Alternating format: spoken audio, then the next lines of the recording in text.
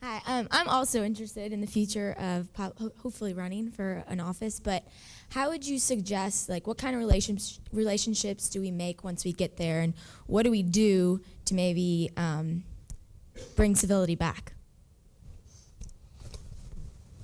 Well, you make friends. The Louisiana legislature, when I first was elected in 1964, was just like a big fraternity house. I mean, we had more fun.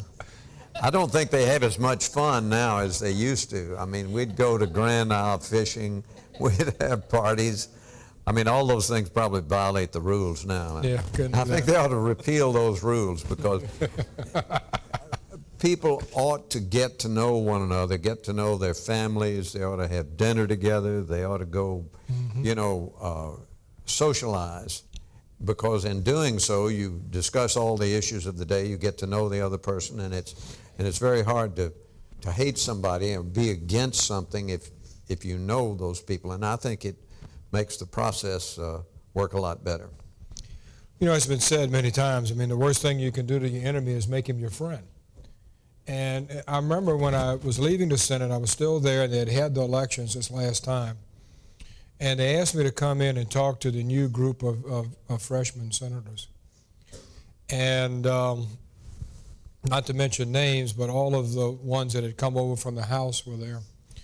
And one of the things and it was bipartisan, it was Democrats and Republicans, and they wanted someone who had been there, and I was in the Democratic leadership, and they had a Republican, I forgot who it was, it might have been Connie Mack, that was there. And we were both asked to come in and talk to the new members about giving them just some advice, not on how to pass a bill, but how do you make the Senate work, and how do you work it as an institution.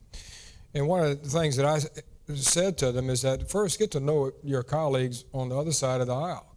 Just don't be in one clique. Get to know the Republicans. Republicans get to know the Democrats and engage them in conversations, get to know who they are and how they got there. And, you probably will realize they probably reflect the people that elected them fairly well.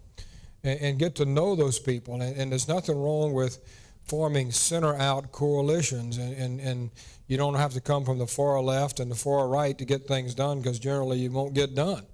But if you start in the middle, you can work out till you build a coalition where you have a majority, and you necessarily probably leave people on the far left off the train and on the far right off the train, but you have a majority. So what I was trying to get them to do was to try and work coalition building. And I could see that some of the new members didn't want to hear that at all. I mean, really, they were just, Tom Coburn and some of the other boys in there, I mean, they were just, they said, that's not why we're here. We're here because we have a mission.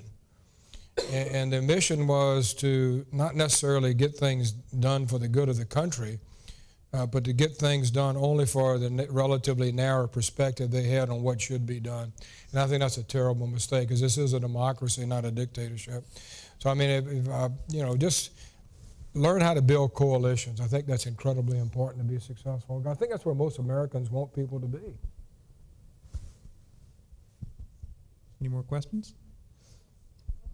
Is Tebow going to play? No, sorry, wrong question. Wrong question. Hi, my name is Joe Cousin. I am a public relations senior here at the Manship School. I have a question specifically in the context of the constituency.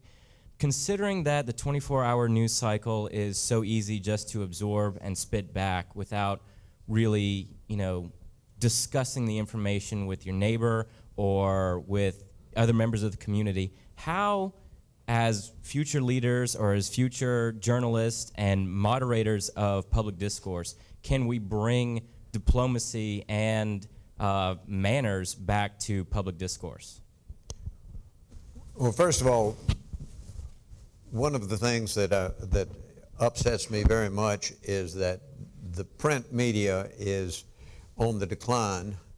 I think print media is so incredibly important. I mean, I want my newspaper on paper and printed, and I'm a newspaper freak, and I read those all the time. And I think when you have printed newspapers, you have a permanent record, you have an accountability, you have a grading of your politicians that you don't get with electronic media. I mean, you know, television is wonderful to give the 60-second soundbite, but you really don't get any evaluation of your members by doing that. And so I would urge that I hope you're going to go in print media, not that television is not great.